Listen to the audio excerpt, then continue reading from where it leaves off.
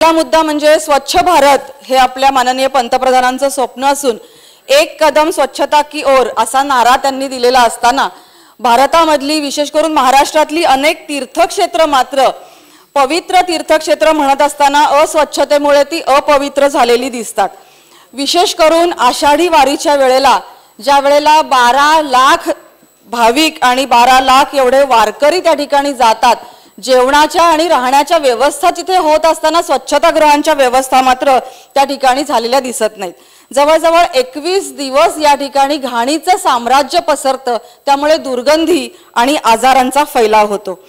यावर्षी एक वेगळा प्रयोग सेवा सहयोग या संस्थेच्या माध्यमातून केला गेला, ज्याच्यामध्ये माननीय माजी खासदार प्रदीपदादा रावत असतील आणि अनेक स्वच्छता प्रेमी स्वयंसेवकांनी याच्यामध्ये खूप मोठ्या प्रमाणात भाग घेतला आणि याच्यामध्ये एक प्रायोगिक तत्वावर प्रयोग करून लोणी आणि यवत या ठिकाणी जवळजवळ 400 स्वच्छतागृहांची योजना केली आणि 34,000 वारकऱ्यांनी याचा लाभ घेतला।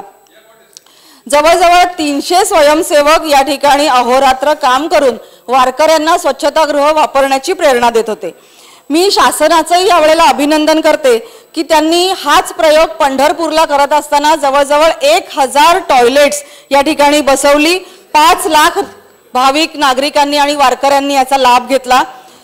हा प्रयोग करत असताना मी स्पेसिफिक बोलतेय, हा प्रयोग करत असताना नुसती टॉयलेट्स बसवली नाही तर पाण्याची योजनेपासून सुवेज जे तयार झालेलं सुवेज असेल ते ट्रीटमेंट प्लांट पर्यंत पोहोचवण्यापर्यंत हे काम केलं गेलं। त्यामुळे 100% क्लीनलीनेस पाळला गेला आणि ग्रामस्थांना सुद्धा याच्या बदलाचा अनुभव आला।